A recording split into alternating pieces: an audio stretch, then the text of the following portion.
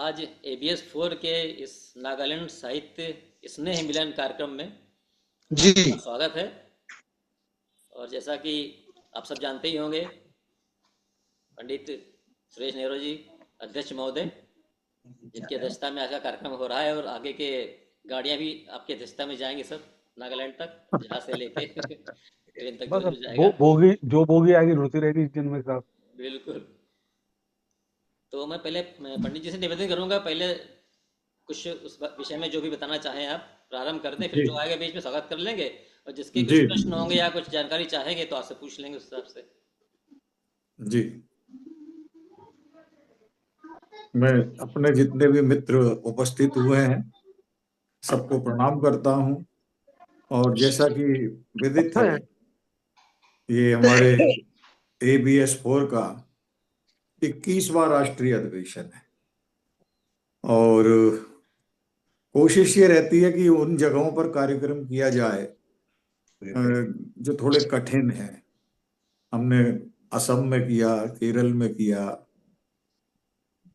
अंडमान निकोबार में किया, गोवा में किया। अ, यानी एक लंबी सीरीज है, 21 जगह हुए हैं। तो अ, ये जो आयोजन हो रहा है नागालैंड में, ये अपने आप में दो चीजें इसमें हैं कि पहली बात तो ये है कि वहाँ हिंदी के आयोजन होते नहीं। एक आध कहीं किसी ने कर दिया हो अलग बात है, यानी वहाँ के लोग इतने वाकिफ नहीं है कि किस प्रकार प्रोग्राम को डिजाइन किया जाता है या क्या है। वो एक संपर्क हुआ एक से, वो वहां पर पद्म पुत्री एक जगह है दीमापुर में, और वहाँ एक राष्ट्रीय भाषा समिति है। उन्होंने हमसे एक बार निवेदन किया कि कभी आप हमारे यहाँ प्रोग्राम कीजिए नागालैंड में, क्योंकि जिसने वो स्थापित की है संस्था, उन्हें वहाँ नागालैंड का गांधी कहा जाता है। उन्हें पद्मश्री भी मिली हिंदी के लिए, उन्होंने बहुत काम किया। तो उनके परिवार के लोग हैं।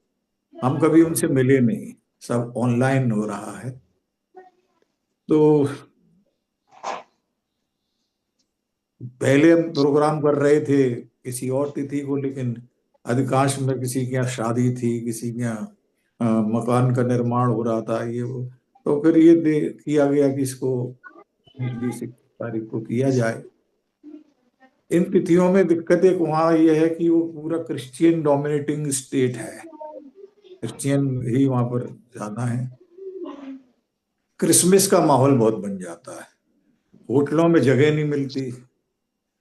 और एक बहुत बड़ा हरकुलियन टास्क है कि आप कोई होटल ढूंढे जहाँ एक साथ इतने कमरे में। खैर वो जैसे किया, अब वो छोटे बड़े जो सब मिला मिलू के वहाँ कर लिए, कमरे हुए हैं। लगभग जितने भी लोग जा रहे हैं, हमारी इच्छा थी कि वे एक साथ रहें, ताकि एक अनजान जगह है, कहाँ भटकते फिरेंगे, लैंग्वेज की भी प्रॉब्लम रहती है ये। तो सौभाग्य से लगभग सभी लोग एक जगह रहेंगे। अब इसमें जो कुछ बातें मैं जो करना चाह रहा हूँ वो ये है कि होटल से 4-5, 4 या 4.5 किलोमीटर दूर है वो जगह जहाँ हम ये कार्यक्रम होगा। तो जो वॉकिंग डिस्टेंस भी जो जान जा सकते हैं, तो वॉकिंग डिस्टेंस है उससे चले जाएं, या वहाँ पर टैक्सी होती हैं, वहाँ पर जो है रिक्शे होते हैं, उसके माध्यम से जा सकते हैं। होटल जो कर दी गई है उसको आप जानते हैं कि 19, 20, 21 3 दिन का है। तो 22 को हमको सिर्फ छोड़ना होगा। तो 19 को हमने सर्वभाषा कवि सम्मेलन रखा है,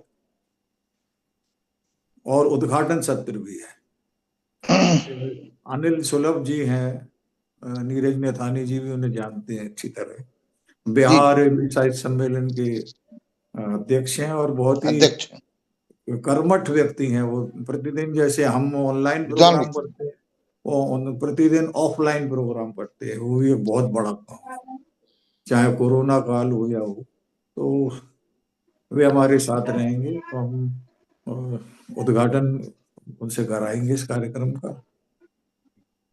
और जो पहले सत्र में उद्घाटन हो जाएगा और सर्व भाषा कवि सम्मेलन होगा, जिसमें गढ़वाली, ब्रज, अवधी, इंग्लिश, भोजपुरी, भोजपुरी, अ, कुमाऊनी, इन तमाम सारी भाषाओं के लोग होंगे। तो हमारी इच्छा ये रहती है कि चूंकि हमारी संस्था का नाम है सर्वभाषा संस्कृति समन्वय समिति, तो खाली हिंदी की बात ना हो, तो उसमें अनेक भाषाओं के लोग जुड़ रहे हैं और होना भी चाहिए, वहाँ के लोग भी सुने कि क्या आनंद है। पहले भी हमने किया, अभी त्रिवेंद्रम में बड़ा सक्सेसफुल रहा, तो वो प्रयोग है। दूसरे दिन कवि सम्मेलन का कार्यक्रम, जो हिंदी कवि सम्मेलन है, वो प्लस सम्मान समारोह होगा। जितने भी लोग जा रहे हैं उनका सम्मान होगा। इस क्रम में हमने निवेदन किया था और अभी भी कर रहे हैं कि हमारे हवाई जहाज से जैसे हम जा रहे हैं, उसमें वजन की बड़ी सीमाएं हैं कि ज्यादा वजन नहीं जा सकते, और फिर तो हर व्यक्ति अपने अपने वो वहां ले आए और हम लोग वहाँ एकत्रित कर लेंगे। अनब्रेकेबल ग्लास में वो करा ले, वहाँ एक जगह रख लेंगे और मान पत्र दिया जाएगा, शॉल दिया जाएगा, माला पहनाई जाएगी। ये तो हमने आयोजन की जो थीम है वो बता दी, जो डिजाइन है। एक इच्छा हमारी ये भी रहेगी कि आयोजन खाली हम 30-35 लोगों के बीच में ही ना रह जाए, इसकी व्याप्ति थोड़ी व्यापक हो। तो इसको हम अपने पटल पर लाइव करना चाहेंगे। तो जब प्रोग्राम लाइव होता है तो थोड़ा सा उसमें डिसिप्लिन रखना पड़ता है, क्योंकि चल रहा है, उसमें कोई आ रहा है, कोई जा रहा है, तो अगर हमने 4 बजे का समय दिया है तो 3:45 तक सारे लोग वहां आ जाएं, 3:30 3:45 तक, ताकि 4 बजे वो कार्यक्रम शुरू हो पाए। दूसरा एक विशेष बात बताना ये है कि वो शाम वहां पर बहुत जल्दी हो जाती है और बाजार वगैरह जो है स्ट्रिक्टली 8 बजे बंद हो जाते हैं। वहाँ एस्पा भी लगा हुआ है, जो हम जानते हैं क्योंकि मणिपुर के नजदीक है। तो हम किसी भी कीमत पे अपने कार्यक्रम को 6 साढ़े 6 बजे खत्म कर देंगे, ताकि खाने के लिए हम लोग जा सकें। इसमें भी 2 ऑप्शन हैं, क्योंकि हमारे साथ जितने भी लोग जा रहे हैं वो साहित्यकार हैं, कवि है, उसमें कोई उद्योगपति नहीं है, या किसी से वो नहीं हो रहा, तो खर्चा कम से कम हो।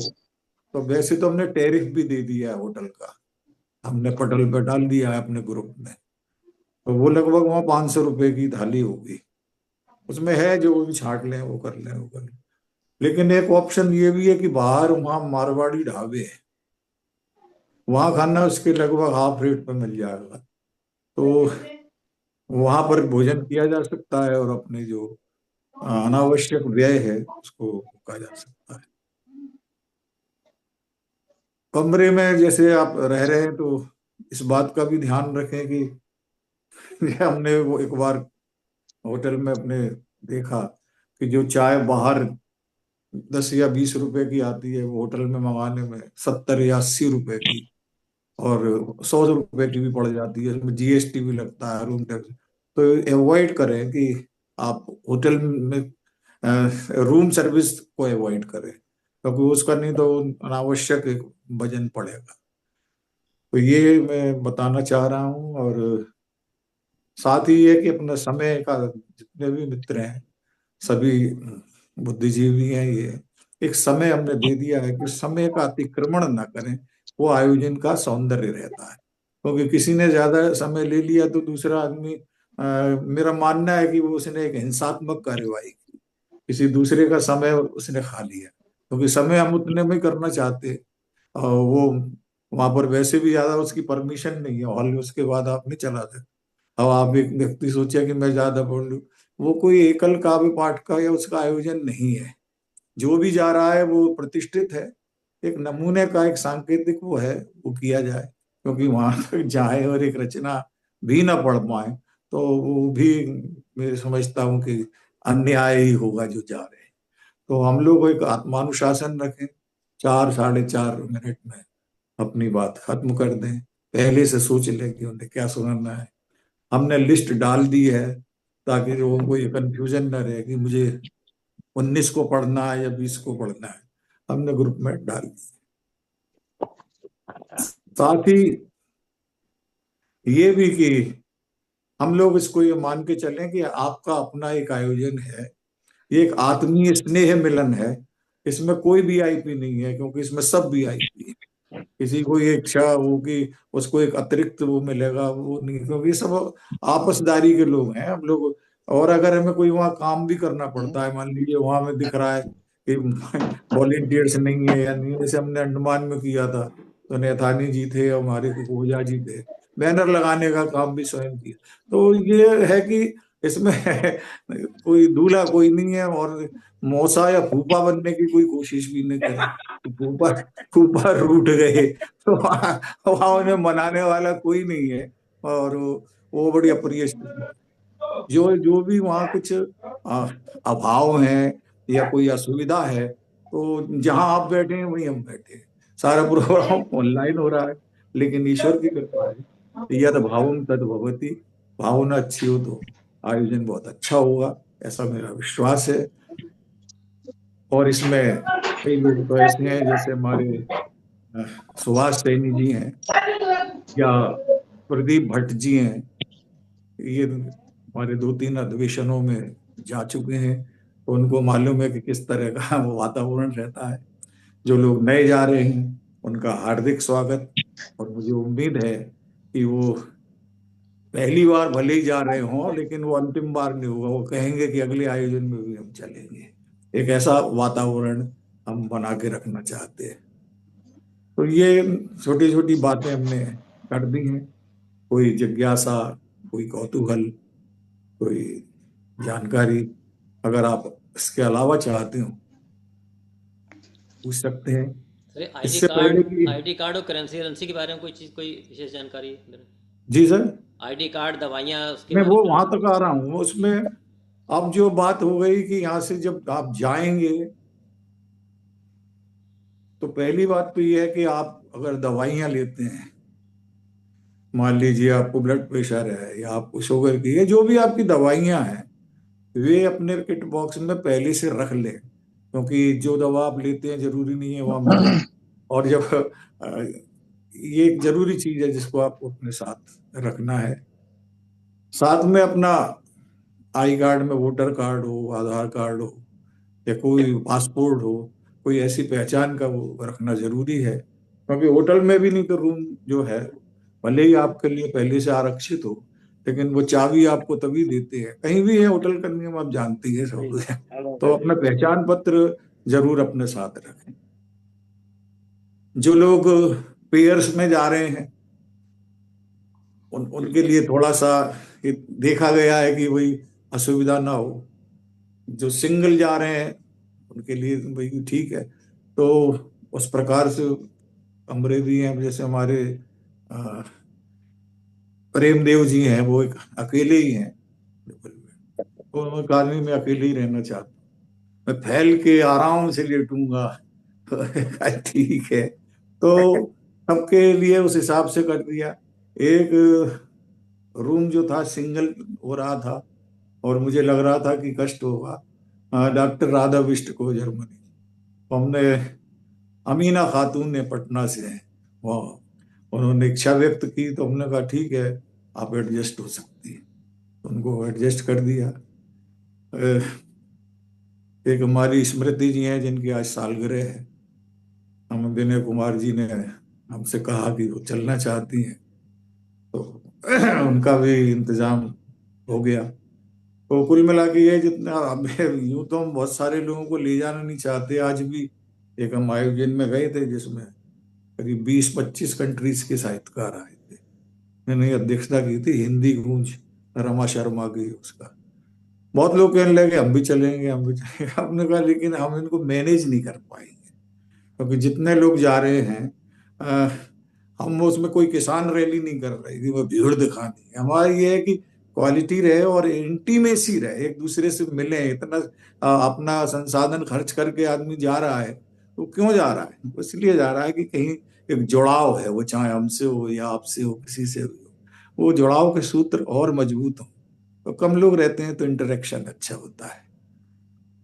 इस अवसर पर बहुत सारी बातें होती रहती हैं। जैसे हमने तो सोचा था हम प्रज्ञान विश्वम एक मैगजीन निकालना चाहते हैं, तो मैसूर में अधिवेशन था। तो प्रदीप भट्ट जी हमारे मित्र, जो कि उन दिनों तेलंगाना में थे, इनसे बात हुई तो बोले नहीं आप निकालिए। हमने कहा अभी इसकी कोई वो नहीं है, तो इनका वो आप मैटर दीजिए और पत्रिका में निकाल। उन्होंने अपनी तरफ से अ, पत्रिका का प्रकाशन किया और ऐसा उन्होंने नारियल फोड़ा कि अब 17 अंक उसके निकल चुके हैं। और पहले तो वो केवल एक शुरुआत थी, लेकिन अब व्यापक स्तर पर हो रही है। तो ये क्या सब लोग एक दूसरे को सोचते हैं कि हम संस्था के लिए क्या कर सकते हैं। तो अगर उस भाव हो कि हमको इसमें फॉरेन बॉडी एलिमेंट बन के नहीं रहना, इसमें अपने को इन्वॉल्व रह के समरसता के साथ रहना, ये मेरा एक निवेदन है। कोई भी व्यक्ति असंतुष्ट होगा तो मेरी संवेदनाएं बहुत आहत हो।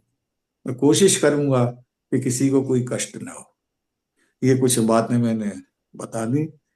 अब वो मैं चाहूंगा कि जो लोग पहली पहली बार जा रहे हैं, एक एक को निगम साहब जरा क्लोजअप में ला दें, वो अपना परिचय बता दें ताकि सबको नामजद हम लोग जान सकें।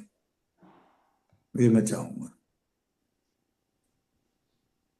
जी सर, ये आ गए हैं श्यामल मजुमदार जी।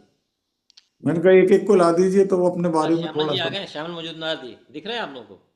जी हाँ, जी जी। मजूमदार तो आए हुए हैं, बहुत देर से आए हुए नहीं हैं। नहीं, इनको हाईलाइट कर दिया है। अच्छा, तो यहाँ आपका देख नहीं कुछ रहे। प्रश्न हो या कुछ पूछना हो तो पूछ सकते हैं श्यामल जी। ये हाँ, तो सादर भट्टी। प्रणाम सर। हाँ, प्रणाम प्रणाम।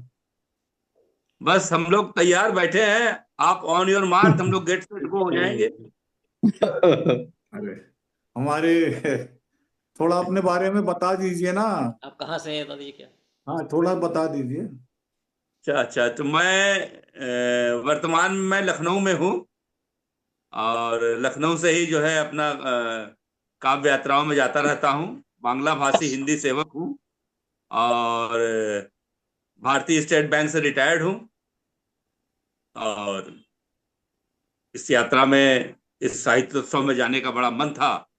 वही नैथानी जी ने और नीरव दादा ने आदेशित किया तो हम भी तैयार हो गए। हमारी पत्नी भी जाने की, साथ में जाने को इच्छुक है। उनका भी रिजर्वेशन वगैरह हो गया है, लेकिन उनको आर्थराइटिस है। देखते हैं क्या तक पोजीशन बनती है, वरना तो सब कुछ वहाँ होटल और वो सब कुछ ही व्यवस्था है। तो जाने का वहाँ मन है। 3 दिन का जो है वहाँ पर्यटन भी रहेगा, साहित्य भी रहेगा, सबसे मिलना जुलना रहेगा। सब मिला के जो है बहुत अच्छा हो जाएगा। ठीक है सर। तो यही है। आप सभी का साथ मिलेगा, आशीर्वाद मिलेगा, बहुत अच्छा रहेगा। एक यात्रा मंगलमय यात्रा हो और यादें रह जाए उसकी, बहुत अच्छी हो, यही चाहते हैं। धन्यवाद श्यामल जी। मजूमदार जी बहुत ही डिसिप्लिन्ड व्यक्ति हैं, और इनको कोई काम दे दिया जाता है तो उसको बहुत ही सिंसियरली नहीं रिलीजियसली करते हैं। ये उसको मान के करते हैं कि ये मेरी इबादत है, पूजा कोई।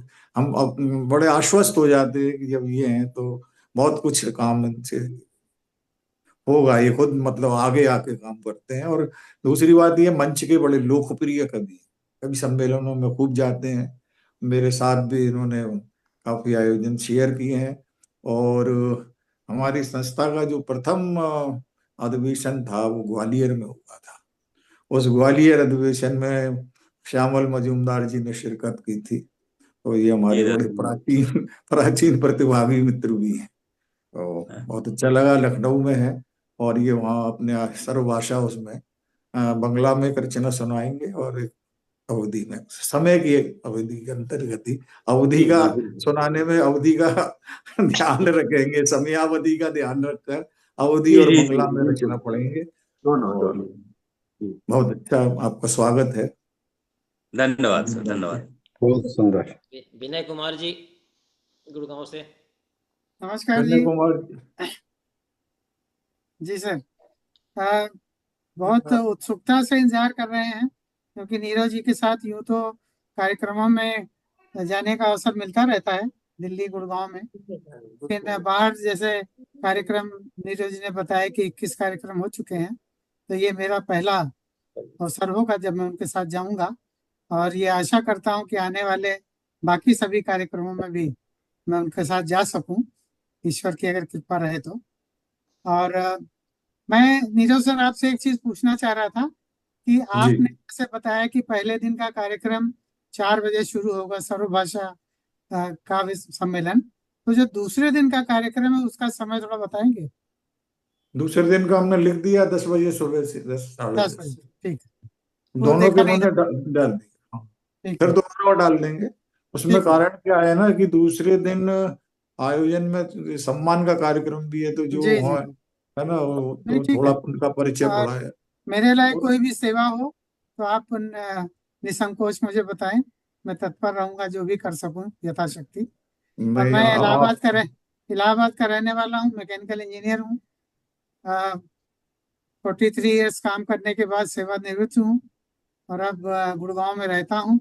गजलें लिखता हूँ, गोल्फ खेलता हूँ, यही मेरे शौक हैं। और अब अ, साहित्यिक मंचों पर आना जाना होता है, तो गुड़गांव और दिल्ली और आसपास, जैसे नीरज जी से मुलाकात हुई, राजेंद्र निगम जी हैं, श्रुति जी हैं, तो सबसे मुलाकात होती रहती है। तो एक बहुत सुखद अनुभव है। और मुझे लगता है इस नागालैंड की यात्रा में और नए नए लोगों से मुलाकात होगी। मैं बहुत तत्पर हूँ वहाँ जाने के लिए। बहुत बहुत धन्यवाद। विनय कुमार जी के लिए मैं इतना अभिनंदन कह सकता अभिनंदन। हूँ कि जैसा इनका नाम है यथा नाम तथा गुण, सचमुच में बहुत ही अनुनय विनय से लैस व्यक्तित्व है। बहुत ही विनम्र हैं और बड़े विद्वान। बहुत अच्छी गजलें कहते हैं, बहुत अच्छे गीत कहते हैं। और जहां तक उन्होंने कहा मेरे लायक कोई काम हो तो बताओ, मेरे तो जो प्लेन का टिकट भी है वो भी आप ही ने बुक करा है। तो काम की शुरुआत तो आपने कर ही दी और हमारे साथ नहीं नहीं, चलेंगे, वो तो कोई आगे बात भी होता रहेगा। जी। आप बहुत ही प्यारे व्यक्तित्व हैं और आगे भी हमारे कई बहुत बहुत आयोजन। धन्यवाद सर, बहुत बहुत। धन्यवाद। ठीक, अब ये है शशि प्रेमदेव जी। जी नमस्कार सर। नमस्कार सर। बलिया से हूं मैं, उत्तर प्रदेश का बलिया जिला सब लोग जानते हैं। और मैं जैसा कि पहले आपसे मैंने निवेदन किया कि मैं 17 तारीख की आधी रात को, जो कि 18 हो जाएगी, राजधानी एक्सप्रेस से यहाँ से दीमापुर के लिए चलूंगा, और वहाँ 18 को 11 बज के कुछ मिनट पे रात को ट्रेन पहुंचेगी। और मेरे लिए वो एक पूर्वोत्तर नई दुनिया है, कभी गया नहीं उधर। और तस्वीरों में और टीवी वगैरह में ही थोड़ी बहुत झलक उसकी देखी। तो एक तो आप जैसे सुधी साहित्य सेवियों और मनीषियों के सानिध्य का एक लोभ था ही। एक अपने देश के उस अछूते भाग में जाने का, घूमने का, उसको निहारने का भी एक हसरत रही है। पहले मैं हिचकिचा रहा था, लेकिन मेरे बेटे ने गुड़गांव से कहा कि पापा घूम आइए, बहुत आलसी है, कहीं बस दिल्ली और नोएडा और कोलकाता में रह जाते हैं आते जाते। तो मैं चलूंगा। और मैं सोच रहा हूँ, 3 दिन से अस्वस्थ हूँ, उधर भी मुझे वायरल था, लगता है कि मैं पूरा स्वस्थ नहीं हुआ था। और तभी थोड़ा कॉलेज में भी थोड़ा सा वर्क वगैरह पड़ ही जाता है। मैं कॉलेज में, यहाँ इंटर कॉलेज में प्रिंसिपल हूँ अपने शहर में ही। तो सर यही है, मैं सिर्फ ये जानना चाहता हूँ कि नागालैंड में आजकल वेदर कैसा है और टेम्परेचर क्या, जैसा आमतौर पे यूपी दिल्ली में होता है रहता है, वैसा ही रहेगा? अगर गुरुदेव बता सकें तो। अब देखिए, इसमें जो वहां पर टेम्परेचर का सवाल है, तो जैसा गुड़गांव में रहता है या जैसा दिल्ली में रहता है जी लगभग वैसा वही है। वैसा मतलब वो कश्मीर ये वाला मामला नहीं है कि नहीं कश्मीर नहीं, या हाँ गुलमर्ग ठीक वाला। है। अब जी जी ऐसा जी। नहीं है, लेकिन ठंड तो दिसंबर में होती ही है। हाँ ठंड तो तो यहीं पे, जहाँ पे जरूरी नहीं है शिफ्ट हो जाती है। कि आप वो जो रूस में फाइबर का जो है फर का ओवर कोट लेके जाएं, लेकिन ऊनी कपड़े तो ले जाना हाँ बिल्कुल ठीक ही बिल्कुल, वो तो रहता है, लेके क्योंकि चलना है। और बाकी ये और अच्छी बात यह है कि चलने से पहले आप गूगल पे देख सकते हैं कि टेम्परेचर क्या है, जी जी उसके जी जी, हिसाब से अपने तो मैं कपड़े देखता, ले लें। लेकिन हाँ जी जी। हाँ, लेकिन ऐसा वो खास वो नहीं है। लेकिन वो जो लोग जल्दी जा रहे हैं और रात्रि में वहां रहेंगे प्लेटफॉर्म पर, हाँ, वो थोड़ा प्लेटफॉर्म पे रात गुजारनी उसका पड़ेगी। है। हाँ, प्लेटफॉर्म पे रात गुजारनी पड़ेगी। मुझे उम्मीद है कि बिहार के या फिर जो लखनऊ से वगैरह भी से भी लोग आ रहे हैं तो शायद मिल जाए। आदरणीय रत्नेश्वर सिंह जी वगैरह शायद वहाँ मिलेंगे रत्ने मुझे। हाँ, रत्नेश्वर जी हैं, राजदादा हैं, हाँ। और अमीना खातून है जो बिहार से, और अनिल सुलभ जी है। अच्छा अच्छा। इतने लोग आपको मिलेंगे। जी, तब तो हो जाएगा और ऐड। हो सकता है ये जो हमारे नीरज नैथानी और ये जा रहे हैं, ये भी शायद उसी ट्रेन से हों या उसी के आसपास पहुंचे हैं, अच्छा अच्छा ये अच्छा। बता पाए। सर। ट्रेन से ही जा रहे हैं। ठीक है सर। और ये बता दूं कि हमारे जो शशि प्रेमदेव जी हैं, बहुत अच्छे गीतकार, बहुत अच्छे गजलकार, और इनकी आवाज बहुत अच्छी है। गाते हैं तो आनंद आ जाता है सब, हाँ, वहां सुना जाएगा। चलिए धन्यवाद। अभिनंदन है, अभिनंदन है। आगे राजेंद्र प्रसाद जी, जो आरपी के आगे लिखा पढ़ नहीं पाए, फिर मैं राजेंद्र प्रसाद जी बोल दिया मैंने। हाँ ठीक है। अपना ही नाम दे दी। जी नमस्कार। हाँ, आप म्यूट हैं, अनम्यूट करिए। माइक खोल लीजिए, माइक खोल लीजिए। डॉक्टर जी अनम्यूट कर दीजिए अपना। सबसे मोबाइल में सबसे नीचे बाएं हाथ पे लाल बटन टच कर दीजिए। जब तक कोई लोग फोन कर दे तो मैं किसी और को बुला रहे हैं अब तक। हाँ हाँ, बुला लीजिए। ठीक है सर। धर्मेंद्र जी जी को जी। बुला लीजिए, वो हाँ दिखाई जितेंद्र देगा। जी को ही बुला रहा था मैं। ये लीजिए धर्मेंद्र जी का। हाँ जी, धर्मेंद्र जी धर्मेंद्र नमस्कार। जी बालामन।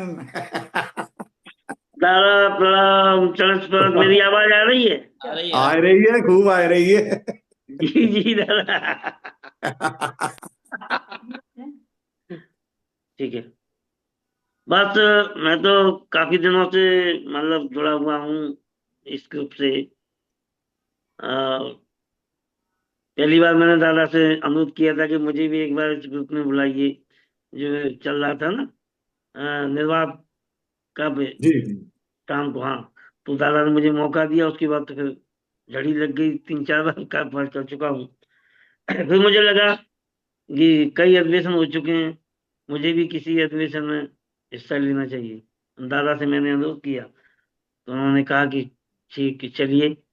पहले मैं अकेले जा रहा था, ट्रेन का हमारा वो भी था रिजर्वेशन लखनऊ से। लेकिन बाद में मुझे लगा कि अकेला यार कहाँ, 2 दिन जाऊंगा 2 दिन आऊंगा। तो फिर मैंने अपना वो कैंसिल करा के और दादा के साथ ही फ्लाइट में अपना टिकट करा दिया। सब पत्नी में जा रहा अच्छा, हूँ। बहुत बढ़िया। अच्छा। और मैं पेशे से शिक्षक हूँ और अंग्रेजी का शिक्षक हूँ मैं, और गीत गजल वगैरह सब कुछ लिखता हूँ। भाभी जी प्रणाम, चरण स्पर्श। नमस्कार। झलक दिखा। नमस्कार। और हम लोग मिलते हैं 19 तारीख को मिलेंगे दिल्ली में। 18 को ही आ जाऊंगा दिल्ली में, क्योंकि हो सकता है 19 को निकलूं तो कोहरा वगैरह हो, उस समय हाँ से हाँ, पहुंचूं। बिल्कुल बिल्कुल। हाँ, इसलिए मैं 18 को ही दिल्ली में रुकूंगा रात में, और उसके बाद हम लोग मिलते हैं। 19 को शायद 9:45 में फ्लाइट है अपनी। जी। लेकिन एक एक बात दादा आपसे कहना चाहूंगा, जो हम लोगों का 21 तारीख को जो भ्रमण का प्रोग्राम है, उसमें हम लोग पहले से चिन्हित कर लीजिए हम लोग कहाँ भ्रमण करने वाले हैं। उसमें ये 2 बातें मैं इसमें करना चाहूंगा जी कि मान लीजिए हम ये तय कर लेते हैं कि सारे लोग एक टाइम पे एक ही डेस्टिनेशन पे चल रहे हैं, तो जी कोशिश करेंगे, मुझे नहीं पता, लेकिन एक बात करके कि हमको अगर मिनी बस जैसी मिल जाए, जैसे हमने जी नेपाल जी में की, तो उसमें सारे लोग बैठ सकते हैं। जी लेकिन ये है कि आरक्षण के लिए पहले वो देना पड़ेगा शुल्क, उसको रिजर्व करना, किसी हाँ, ट्रांसपोर्ट नहीं कंपनी। वो तो सही बात है। और फिर एंड टाइम पे कोई स्लिप हो जाए, वो जाए, तो वो नहीं होगा। मतलब जितने लोग जा रहे हैं अपन इस पर बात कर लेंगे कि जी कितने लोग कंफर्म है चलने को, तो या फिर ये कि टैक्सियां करी जाए टैक्सी पे। उसमें एक जगह जो है अगर थोड़ी सी मेहनत की जाए, मेरे लिए तो ज्यादा असुविधाजनक है, लेकिन फिर भी साथ चलते हैं तो करते हैं। वहां से 2.5 या 3 घंटे का रास्ता है, या 4 मान लीजिए, कोहिमा जो कैपिटल है। जी जी और खूबसूरत है वो तो, रास्ते भर सीनरी बड़ी अच्छी रहेगी अगर वहां का वो बनाया जाए। लेकिन ये है कि फिर वहां से लौट के आने में शायद समय हो सकता है, पूछ लेंगे होटल वालों से, उसे घूम जी कर आया जा सकता है। और फिर दूसरे दिन हम लोगों को चेकआउट करना ही है तो जी आके चेकआउट कर सकते हैं रात में वहां आकर। ये दीमापुर अपने आप में भी वैसे बड़ा पर्यटक स्थल है, अच्छा, वहां भी कई पॉइंट्स हैं, तो वो भी हो सकता है कि पहले उन्हें ही कर लिए जाए। जी जी। हाँ, दीमापुर में अगर बच्चे पहुंचे 3-4 तो उन्हें हाँ देख के। ऐतिहासिक, हाँ 3-4 पॉइंट्स तो वहाँ बहुत अच्छे हैं। जी जी। तो क्योंकि वहाँ, 21 तारीख है वो इसीलिए है, तो हाँ पहले वो से रखी टिकट कर इसीलिए लिए जाए। पर्यटन की, हाँ हाँ, पर्यटन की। बारात में। हाँ, जी। अच्छा क्यों फिर एक कहाँ बात आना मैं, जाना वो हो पाता है। हाँ हाँ नहीं होती। हाँ एक बात मैं और कहना चाह रहा था, वो भूल गया मैं, जी कि जो लोग, जैसे हमको अभी केवल धर्मेंद्र जी ने ही बोला है कि हमारी पुस्तक का भी लोकार्पण होना चाहिए, तो जी मैंने जी इनसे कहा अन्य लोग भी जो मतलब सोचते हैं तो वो अपनी पुस्तक ले आए। तो एक महत्वपूर्ण अवसर होता है इसका लोकार्पण का, वो किया जा सकता है। और कुछ अतिरिक्त वो लाते हैं तो एक तरह से पुस्तक प्रदर्शनी जैसा भी हो जाता है कि लगा दें, डिस्प्ले कर दें। ये आपस में एक्सचेंज तो होना चाहिए, जब राइटर्स आपस में मिलते हैं तो अगर उनकी किताब छपी है तो उसको लाएं, जिनको लोकार्पण कराना है वो लोकार्पण करा लें। मेरी ओर से स्वागत है। ठीक है सर। ठीक दादा, आप तो बहुत बहुत धन्यवाद। आप तो मिलते हैं 19 तारीख को सब लोग। धन्यवाद नमस्कार, धन्यवाद जी। प्रणाम। जी तो नमस्कार। आगे स्मृति जी हैं। स्मृति जी नमस्कार। जी आवाज आ रही है स्मृति जी? आपको मेरी आ रही है भैया? हाँ आ आ रही रही है, है। बोलिए। तो मैं आप मेरी आवाज आ रही है तो बहुत अच्छा है। मेरी तरफ से इंदू का नमस्कार अच्छा वो कह नमस्कार दीजिए। भेज दिया हमने। और आपको भी मैं नमस्कार करती हूँ। अरे उसके बाद जो है नीरज जी अपने नागालैंड के बारे में हाँ, चर्चा करते रहेंगे। मैं तो सिर्फ आपको और इंदू को नमस्कार करने आई। क्या बात। ठीक, तो स्मृति जी आ गई है प्रणाम स्क्रीन प्रणाम पे। स्मृति जी प्रणाम। हाँ स्मृति जी। जी स्मृति जी नमस्कार। जी जी नमस्कार। जन्मदिन की शुभकामनाएं आपको, हैप्पी बर्थडे टू यू। हाँ, शुभकामनाएं सबकी तरफ से। बहुत बहुत हृदय तल से धन्यवाद आप सभी का। और आप सभी प्रबुद्ध जनों को मेरा हार्दिक अभिनंदन। मैं स्मृति श्रीवास्तव दिल्ली के सेंट थॉमस स्कूल में पढ़ाती रही हूँ, हिंदी और संस्कृत। और तभी से सांस्कृतिक कार्यक्रमों के आयोजन करने का और कविता लिखने का अवसर मुझे मिला। उसके बाद आदरणीय डॉक्टर विनय भैया के प्रोत्साहन से मैं बराबर लिख रही हूँ और कई मंचों से जुड़ भी गई हूँ। और वहाँ भूपेन हजारिका के गीत गंगा तू बहती है क्यों, और इरोम शर्मिला के अहिंसा के प्रति समर्पण और अद्भुत अन्न जल त्याग के बाद से पूर्वोत्तर से जुड़ने का विशेष मन है। वहाँ साहित्यकारों से परिचय और उनका आशीर्वाद मिलेगा। और परम आदरणीय प्रज्ञान पुरुष सुरेश नीरज जी का बहुत बहुत धन्यवाद कि उन्होंने मुझे अपने कार्यक्रम में जोड़ा है। इसके लिए मैं बहुत आभारी हूँ। और मेरा पहला अवसर है ये वहाँ जुड़ने का। तो आप सभी की कविताएं सुनने का और मुझे कुछ सीखने का अवसर मिलेगा। बहुत बहुत धन्यवाद। अभिनंदन अभिनंदन। धन्यवाद स्मृति जी। हमारे प्रदीप बीच भट्ट जी रह गए, प्रदीप अमीना भट्ट। अमीना खातून जी हमारे बीच हैं पटना से। अच्छा। स्वागत है। अरे हम तो पुराने, हमारा क्या। पुरानों को नहीं बुलाएंगे, पुरानों को। हाँ, अमीना जी अनम्यूट कर लीजिए, अमीना खातून जी। हाँ बोलिए, स्वागत है। हेलो जी। आदावर्स, सबों को आदाब आदावर्स, आदाब नमस्कार, आदाब सत श्री अकाल जी। नमस्कार। मैं अमीना खातून जी, मैं अमीना खातून बिहार पटना से हूँ। और एक स्कूल में मैं भी संस्कृत की अध्यापिका हूँ वाह। जी। वाह और हाँ, और बस दिल की आप सबों से मुलाकात करने का ये एक अच्छा बहाना है कि इतने सारे विद्वत जन इकट्ठे होंगे और सबों से मुलाकात हो जाए। जिंदगी का तो पता नहीं, लेकिन वक्त जो है पता नहीं कब कहाँ क्या हो जाए। तो बस चाह रहे थे कि एक साथ सभी लोग हो जाएं, देखें, सबों को समझें और आप लोगों के सानिध्य में कुछ सीखने का, कुछ जानने का, कुछ गुनने का अवसर मिल जाए। जी, बस। बहुत बढ़िया। बहुत बहुत स्वागत है। बहुत बढ़िया। अभी हाल में आपकी एक नई पुस्तक आई है जिसका लोकार्पण हुआ था।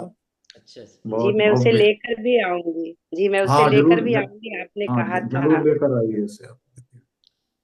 तो हमारे बीच नैथानी जी हैं, नीरज नैथानी जी, नमस्कार। अनम्यूट कर लीजिए, अनम्यूट कर लीजिए। हाँ जी, नमस्कार जी। नमस्कार। नमस्कार स्वागत है। नमस्कार। नमस्कार नीरज भाई। नमस्कार जी, नमस्कार जी। सभी साथियों को मेरा नमस्कार। और नमस्कार जी नैथानी जी, नमस्कार। नमस्कार जी चौहान जी, नमस्कार। जैसा कि सभी लोग उत्साहित हैं तो आपकी तरह मैं भी उत्साहित हूँ। और मैं आश्वानित हूँ कि बहुत ही रोमांचकारी यात्रा होने वाली है हमारी ये। और जैसा कि पटल में साथियों ने बताया कि कई साथियों के लिए नॉर्थ ईस्ट में जाना एक नया अनुभव है, एक अपरिचित जैसा लगता है। भारत में होते हुए भी ऐसा लगता है कि कुछ ऐसा ऐसा है जैसे विदेश जैसा लगता है कई लोगों को। और चूंकि मुझे कुछ हिस्सों में जाने का मौका मिला है, मेघालय में और आसाम में, तो वहां जाके मैंने देखा है कि चूंकि जैसा नीरव जी ने बताया, आदरणीय नीरव जी ने कहा कि वहाँ क्रिश्चियन डोमिनेटिंग सोसाइटी है, तो एक अजीब सा और कहना चाहिए कि जिज्ञासा भी है, रहस्य भी है, रोमांच भी है। लेकिन साथ में मैं सभी साथियों से एक निवेदन और करना चाहूंगा कि हम लोग बहुत ही, जैसा नीरव जी ने भी कहा था, समय के साथ में अनुशासन का भी पालन करेंगे, चूंकि समीप में ही मणिपुर है और बहुत संवेदनशील स्थान भी है, और चूंकि आसपास भी वहां पे लगा हुआ है, और थोड़ा सा चूंकि वो टेररिज्म प्रॉन एरिया है, आतंकवाद का साया वहां पे रहता है, तो हम लोगों को, सभी साथियों को ध्यान में रखना पड़ेगा कि सभी साथी समूह में रहेंगे, एक साथ रहेंगे, कोई अलग से किसी अपरिचित स्थान पे नहीं जाएगा साथी। और मैं ईश्वर से कामना करता हूं कि हमारा पूरा ये टूर है बहुत ही सफल सिद्ध होगा। चूंकि मैं भी संस्था से जुड़ा हुआ हूँ, चाहे वो पोर्ट ब्लेयर का अधिवेशन रहा हो, कर्नाटक बेंगलुरु का रहा हो, या ग्वालियर का रहा हो, या हमारे उत्तराखंड का रहा हो, तमाम सारे अधिवेशनों में मैंने प्रतिभाग किया है। और खरगोन में भी किया है। खरगोन जी, खरगोन में भी, जी हाँ, खरगोन में भी रहा हूँ। तो मैं एक छोटा सा सेवक हूँ, मेरे लिए जो भी सेवा होगी, मेरे से जो भूमिका का निर्धारण किया जाएगा, मैं उसको करने के लिए तत्पर रहूंगा। प्रणाम, सभी को शुभकामनाएं। अभिनंदन अभिनंदन। भाई नीरज नैथानी जी के बारे में बता दूं कि मैं इनको हमारी समकालीन साहित्य का राहुल शंकरत्यायन मानता हूँ। ये इतने यायावर हैं, इतनी यात्रा करते हैं, मुझे लगता नहीं है यात्रा साहित्य किसी ने इतना लिखा होगा जितना नीरज नैथानी ने लिखा। जाने कितनी जगह गए और उस पर इन्होंने लिखा, और लिखा भी ऐसा है कि मतलब आदमी पढ़े तो फिर उसमें डूब कर पढ़ता है, बहता चला जाता है। ये इनकी खासियत है। विनम्र व्यक्ति हैं और राष्ट्रपति पुरस्कार विजेता है, बड़े अच्छे शिक्षक हैं, और कई देशों में यात्राएं इन्होंने की हुई। हमारा एक सौभाग्य गई, एक अच्छे लोग एक साथ इतने मिल रहे हैं। नीरज नैथानी जी अकेले नहीं मिल रहे, ये अपने साथ कई और सारे सितारे लेकर चल रहे हैं, बदन पे सितारे लपेटे हुए। कई सारे सितारे अपने साथ अगले सितारे के रूप में आ रही है राधा बेस जी। राधा जी, स्वागत है आपका। अनम्यूट कर लीजिए जी, स्वागत। नमस्कार सभी को। मैं इस जी समय प्रणाम प्रणाम। जी जी नमस्कार इस समय नमस्कार। जर्मनी में हूँ, वहीं से बोल रही हूँ। यहाँ तो इतनी ठंडक है बाहर, और खांसी जुकाम बुखार बहुत ज्यादा वहाँ वायरल चल रहा है, तो हम लोग विक्टिम बने हुए हैं उसी के ही। और वैसे मुझे आना तो बहुत जनवरी में था, लेकिन एक कार्यक्रम की वजह से मैं जल्दी आऊंगी और सभी लोगों से मुलाकात होगी। और हमें बहुत कुछ हम लोग ईश्वर ने दिया रहता है, और इसलिए वो दिए हुए हम ये सारे दिए ही हैं जो प्रकाश फैलाते हैं साहित्य के, इसलिए हम उस प्रकाश में हम भी प्रकाशित हो। और इससे अच्छी बात क्या हो सकती है, जो भी होगा मैं वहां पे सबसे मिलूंगी। और ये हाँ, इसका श्रेय जो जाता है वो प्रज्ञान पुरुष नीरव जी को जाता है, जो पूरे विश्व को समेटे हुए हैं एक संस्था में, और इसको इतना ज्यादा फ्लॉरिश कर रहे हैं सारे, पूरा रिकॉर्ड पे रिकॉर्ड बनते जा रहे हैं, और हम भी सहभागिता इसमें जो भी होगी वो करते करेंगे। और सभी अभिनंदन है प्रबुद्ध जन आपका, का बहुत बहुत अभिनंदन। स्वागत है, धन्यवाद वंदन नमन धन्यवाद। है मेरी ओर से जी। सभी और बस इतना ही ये कहना है। जर्मनी में है, और दूसरा बता दें डॉक्टर हैं, और ये जी कागजी डॉक्टर नहीं है, ये प्रैक्टिशनर डॉक्टर हैं वाह, आयुर्वेद मैं का। होम्योपैथिक तो विभाग इनको में हैं। उत्तर प्रदेश सरकार में भी आप रहे हैं, और कुमाऊनी भाषा में शायद आपने कहा है गीत पढ़ने को, सर्वभाषा कवि सम्मेलन में आप कुमाऊनी भाषा का प्रतिनिधित्व करें। तो बहुत अच्छी जी जी बात है कि लोग जर्मनी में रहे, आ रहे हैं, लेकिन अपने जड़ों से, अपने जमीन से जुड़े रहे हैं। तो बहुत अच्छा लग रहा है, और आपका हार्दिक स्वागत है। जी जी, बहुत बहुत धन्यवाद, धन्यवाद। शुक्रिया सभी और का। थोड़ा गला भी काम अभी नहीं कर रहा है। तब तक ठीक हो जाएगा। तब जी तक ठीक जी हो हाँ। जाएगा। शंभू प्रसाद जी जी हमारे जी, साथ हैं। सभी आशीर्वाद चाहिए। शंभू प्रसाद जी नमस्कार, बोलिए। जी जी जी जी स्वागत है जी, आप। पटल पर उपस्थित। अच्छा, मेरी आवाज आ रही? जी बिल्कुल। आ रही है, आ रही है। जी जी, पटल आ पर रही है आ उपस्थित रही है। सभी विद्वान विदुषी रचनाकारों को हृदय से प्रणाम करता हूँ। और निश्चित ही आगामी दिनों में जो हमारी पूर्वोत्तर क्षेत्र की यात्रा होगी, उसका इंतजारी बेसब्री से की जा रही है। निश्चित आप जैसे विद्वान लोगों के मध्य हमें भी कुछ न कुछ शरीक होने का मौका मिलेगा। अब प्रज्ञा पुरुष आदरणीय नीरव जी से निरंतर फोन पर वार्ता होती रहती है। निश्चित ही आपका जो सौम्य स्वभाव फोन के माध्यम से भी महसूस हुआ, आज हमने सम्मुख भी देखा, बहुत प्रसन्नता हुई। मैं नाम से शंभू प्रसाद भट्ट, स्नेहिल और श्रीनगर गढ़वाल की शैक्षणिक राजधानी है, और केदार बद्री का मुख्य केंद्र बिंदु है। ऐसे स्थान पर हमें रहने का अवसर मिलता है, और निश्चित ही मुझे प्रकृति के मध्य में सेवा करने का मौका मिला। वन विभाग से मैं सेवानिवृत्त हूँ, और लगभग मैं कोशिश करता हूँ कि प्रकृति से संबंधित ही रचनाओं को अधिकतर अपनी वरीयता दूं। तो ये मेरी अपनी कोशिश रहती है। वन, पर्यावरण, धर्म, अध्यात्म, इन सभी बातों पर। और जहां तक मैं अपनी बात बोलूं, मैं रचना से अधिक आलेख लिखने में ज्यादा प्रवीण हूँ। मेरी अधिकतर आलेख विभिन्न पत्र पत्रिकाओं में, शायद आप शंभू प्रसाद भट्ट स्नेहिल के नाम से आपने शायद कई बार पढ़ा होगा। तो रचनाएं कम लेकिन आलेख ज्यादा। और मेरी कोशिश ये भी है, सत्संग जैसे प्रवचन आदि कार्यक्रम करना, इसमें भी मेरी बड़ी अभिरुचि रहती है। और निश्चित ही आप जैसे लोगों के साथ भी मुझे कुछ न कुछ सीखने का मौका मिलेगा। तो आप सबका हृदय से वंदन। पुनः इंतजारी में आगामी समय में निश्चित ही आप सब लोगों का पावन सानिध्य प्राप्त होगा। बहुत बहुत धन्यवाद। Thank you. अभिनंदन अभिनंदन। और आपके सुनील साथ जी को, सत्संग सुनील होगा। जी के बारे में बता दें कि इनको ये काका जी हैं, हमारे एक मित्र के काका हैं। बड़े विद्वान व्यक्ति हैं, डॉक्टर जीतराम भट्ट, यहाँ हिंदी अकादमी के सचिव रहे हैं, जी उनके जी आप जी काका चिराग हैं। जी।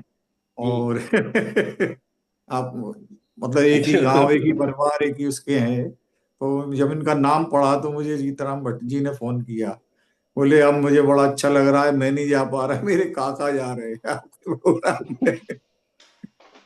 बड़ा अच्छा लगा मुझे। तो ये आदरणीय सब आदरणीय पंडित जी का ही जो है, बिल्कुल जी जी वो जी जी आशीर्वाद जी है। जी। निश्चित आपका हृदय से वंदन करता हूँ। बहुत बहुत धन्यवाद। तो जितने नए लोग थे वो तो हो चुके हैं, पुराने में भट्ट जी सामने हैं, प्रदीप भट्ट जी, स्वागत है आपका। जी जी। सैनी जी भी तो हैं भाई, सैनी जी। नमस्कार सभी को, प्रदीप भट्ट। मेरठ से हूँ, जन्म रुड़की का है। भारत सरकार की नौकरी में घूम काम कर रिटायर होकर मेरठ में सेटल हो गया हूँ। ये मेरी चौथी यात्रा होगी। इससे पहले मैं गांधीनगर, मैसूरू और केरल यात्रा कर चुका हूँ EVS4 के माध्यम से, और उत्साहित हूँ। नेपाल नहीं जा सकता किन्हीं पारिवारिक कारणों के कारण। दो सूचनाएं मैं दे दूं कि मुझे परसों ही पता चला कि मेरे एक साथी जो बम्बई में मेरे साथ थे, जिनका ट्रांसफर दिल्ली हुआ था, वो अभी दीमापुर ट्रांसफर हुए 2 महीने पहले। तो इत्तेफाक से परसों उससे बात हुई, तो उन्होंने बताया कि मैं इधर हूँ, लेकिन चला जब तक आप पहुंचेंगे मैं भी पहुंच जाऊंगा। और 2 बातें उन्होंने बताया कि मौसम तो लगभग एक जैसा यहाँ जैसा है वैसे ही वहां रहने वाला है। दूसरी बात, घूमने के पॉइंट ऑफ व्यू से कोहिमा दीमापुर से ज्यादा बेटर है। तो अगर जैसे वहां संभव होगा देखा जाएगा। और दीमापुर मतलब उन्होंने कहा कि ज्यादा अच्छा नहीं है, लेकिन अगर घूमने का प्लान करना है तो कोहिमा करा जाए। दूसरी बात, मैंने एक प्रयास किया था कि चूंकि रात्रि में ट्रेन 2 ट्रेनें हैं जो दिल्ली से चलती, 3 है ट्रेन, लेकिन 2 राजधानी है। एक जो सुबह 11:30 चलती है वो वाया लखनऊ होकर, जिससे हमारे दादा जा रहे हैं, मजूमदार दादा जा रहे हैं, बाकी सब लोग पटना वाले या बलिया वाले जा रहे हैं। और एक दूसरी ट्रेन जो शाम को 4:10 पे चलती है, वो पहुंचती है रात में 12:02 पे, 12 बजे लगा लीजिए। तो वो जाती है, पहला उसका स्टॉप कानपुर, तो वो कानपुर को जाती है, लेकिन 1 घंटे के आगे पीछे पहुंचती है। 11 बजे करीब पहुंचेगी, 12 बजे पहुंचेगी। मैंने प्रयास किया था कि वहां रिटायरिंग रूम बुक किया जाए, और मैंने रूम एक बुक किया भी, लेकिन बुक करने के 24 घंटे के अंदर ही पता चल गया कि वहां रेनोवेशन के कारण वो कैंसिल हो गया। और मैं कुछ और अपने दोस्त को बोला, कुछ देखो क्या प्रयास हो सकता है। क्योंकि हमारा शायद स्टेशन के पास ही ऑफिस है, तो उससे कहा मैं किसी दिन होके आऊंगा, देखूंगा। क्योंकि अगर 8-10 लोग होंगे तो समस्या तो होने वाली है। ठंड के मौसम में रात भर कहाँ पे रहेंगे। तो जैसे ही कुछ सूचना मिलेगी मैं आपको ग्रुप पे बताता हूँ क्या हो सकता है। अदरवाइज हम लोग प्रयास करेंगे, अगर होटल कोई मिलता है तो अ, ठीक है, एक रूम और एक दिन के लिए किया जा सकता है जहाँ इतना खर्चा होगा। क्योंकि रात भर प्लेटफॉर्म में पड़े रहना कुछ तो समझ में आती नहीं है। दूसरी बात, उस व्यक्ति ने बताया कि चूंकि वो 2-3 बार आज जा चुका है, उसने कहा कि वहां पे आधा किलोमीटर भी जाएंगे तो 350-400 से कम कोई लेने वाला नहीं है, चाहे दिन हो या रात। तो ये ऑटो या टैक्सी की व्यवस्था है। और जहां तक वो अपने बता रहे थे कि वो अफसा लगा हुआ है, ऐसी कोई टेंशन वाली बात नहीं, वो मणिपुर की कहानी अलग है। वहां अभी ऐसा कुछ नहीं है। लेकिन ये ठीक है कि आप चूंकि हम सब आउटसाइडर होंगे तो क्योंकि सब ग्रुप में प्रिकॉशन तो निकलेंगे, लेना क्या चाहिए, प्रिकॉशन। हाँ, प्रिकॉशन तो लेना ही चाहिए। बाकी मौसम लगभग एक जैसा ही है।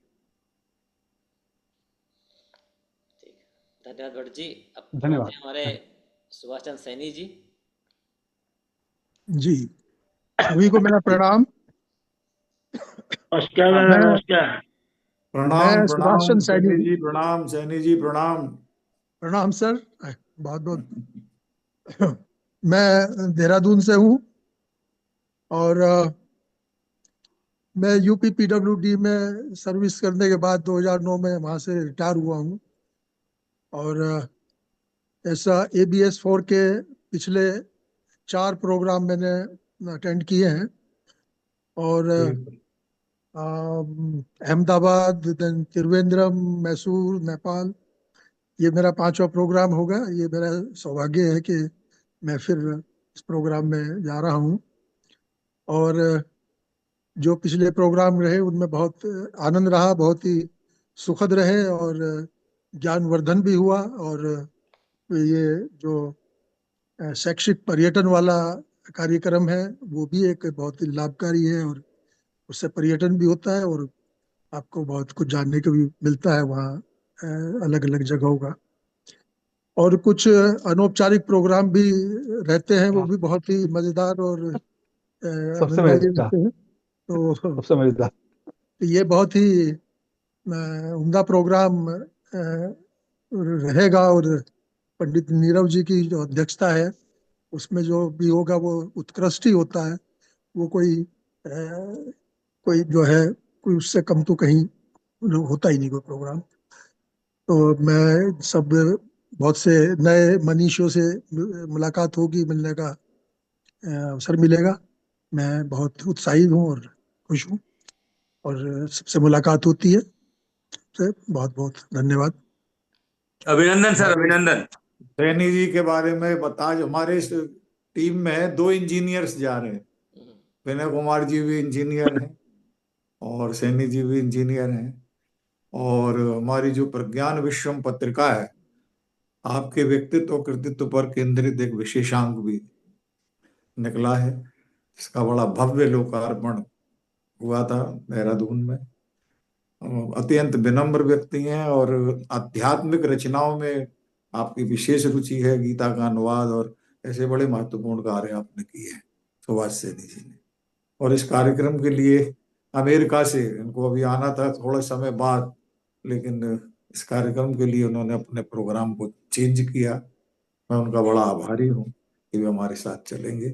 और न केवल ये बल्कि हमारी भाभी जी सुमन सैनी जी भी, जो कि बहुत अच्छी गीतकार हैं, बहुत अच्छे डांस करने वाली हैं। वो जो कहा था ना एक अनौपचारिक प्रोग्राम, हमारे लेडीज संगीत भी होता है, उसमें आराम से 5-6 महिलाएं गाती हो जाती हैं, रात में एंजॉय करते हैं लोग।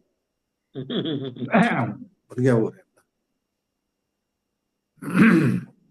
जी। जीवन का आप आनंद, धन्यवाद साहब, जीवन नमस्कार। का आनंद। आप सभी लोग का बातचीत हो गई है, आप कुछ आपस में कुछ बताना चाहें तो। मैं एक बात जरूर कहना चाहूंगा कि अगर लोगों को साथ घूमना है तो वो देख लें, ये बात की जाए अकेले में घूमना बिल्कुल सेफ नहीं रहता, ग्रुप में ही जाना चाहिए। क्योंकि ऐसी हमारी कई जगह मित्र, हम जैसे साउथ अफ्रीका गए थे तो कुछ अधिकारियों ने अपना अलग से प्रोग्राम बना लिया। उसके बाद जब वो आए तो उनको बड़ा फर्स्ट एड वगैरह देनी पड़ी, उनका पासपोर्ट और सोने की चेन अंगूठियां सब उतरवा ली गई। तो ऐसा, चूंकि वो अकेले उन्होंने अपना प्रोग्राम बनाया था जबकि 100 लोगों का वो था। तो कोशिश ये करें कि आप 1.5 ईंट का चूल्हा ना जलाएं, जो भी साथ में कार्य जाना करना ठीक है रहेगा सर, साथ में जाना ठीक साथ मिलकर करें। तो उसमें एक सामूहिकता भी रहती है और एक सुरक्षा का बोध भी रहता है। जब आप 10 आदमी जाते हैं तो उनको भी लगता है भाई इनको नहीं करना। बिल्कुल अकेले तो आप सॉफ्ट टारगेट हैं और कहीं भी कुछ भी हो सकता है। तो ये मेरा एक जरूर निवेदन है कि आप बिल्कुल। मान लीजिए 5 लोग भी हैं तो एक टैक्सी कर ले, बजाय इसके कि हम तो अकेले वैसे आ जाएंगे। नहीं, जो भी काम करें, मेरा कहना ये है कि ग्रुप में करें, ग्रुप में मूवमेंट करें जी तो ज्यादा अच्छा रहेगा। जी साहब, सही बात। और भोजन के लिए हमने बता दिया है आपको, वहां करना है तो टैरिफ मैंने डाल दिया है, लेकिन चूंकि वो कॉस्टली है और या कुछ लोगों की इच्छा है भाई जो लेकिन माफ कीजिए, मैंने चेक किया है, कुछ भी कॉस्टली नहीं है वो। हाँ वो भाई, अगर कुछ लोगों मैंने का कहना पूरा, है ढाबे में सस्ता मिलता है, तो वो दोनों ऑप्शन हाँ है वो आपके अलग पास। है, भाई ऑप्शन है, जैसे लेकिन आपको ये है कि हमको रात का, मैं कह रहा हूँ जैसे अपने वो रात का खाना खाना है, आप अगर उसको पहले बता देंगे कि भाई हम लोग जो है रात में खाना खाएंगे 10 लोग, तो 10 लोगों का खाना बने, क्योंकि वहां का खाना जो है वो आपका और हमारे पाठ्यक्रम के बाहर का है। वो तो सांप बिच्छू मेढक ये खाते हैं। अगर आप उनसे दाल रोटी मंगाना चाहते हैं उन्हें बताना पड़ेगा और पहले से वो करना पड़ेगा। अन्यथा फिर बाहर ही है दूसरा विकल्प, क्या बाहर जाके मारवाड़ी ढाबे में खा लीजिए, और वो दोनों बेस्ट है, मारवाड़ी हाँ, बेस्ट है। इसीलिए हमने नहीं किया। उन्होंने कहा भाई हम तो घूमते फिरते खा लेंगे, 5 लोग चले गए, खा लीजिए, वो सस्ता भी रहेगा और अपना मन चाह ले सकते हैं, देख रहे हैं क्या मिल रहा है। तो मेरे ख्याल से पर्याप्त चर्चाएं हो गई प्रदीप जी। जी जी यूसुफ। और सब लोगों का मैं आभार व्यक्त करना चाहता हूँ कि हुआ, एक मिलन हो गया, एक दूसरे से बातचीत हो गई। और हमारे निगम साहब का बड़ा आभारी हूँ कि उन्होंने दूर संचार मंत्रालय का कार्य संभाला और ये हमारे स्थायी हैं, वो भी जूम मीटिंग होती है वो वही करते हैं। इस बार भी हमने कहा आप ही करेंगे, परंपरा की, चूंकि आप वो अध्यक्ष हैं तो हमने कहा परंपरा बनी रहनी चाहिए तो मैं उनका भी बड़ा आभारी हूँ। नहीं, टेंडर खुलाना मेरा दूरसंचार के लिए एक अडानी जी खुला है, एक मेरा खुला है, दोनों को अरे आपका पता एलन मस्क पूछ रहा था। हाँ, ट्रम्प से पूछ रहा था मेरे को।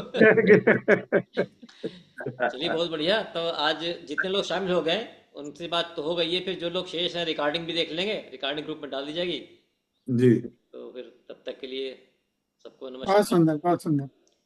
आगे सभी लोगों का आभार, जो भी बहुत बहुत प्रणाम, शुभ रात्रि।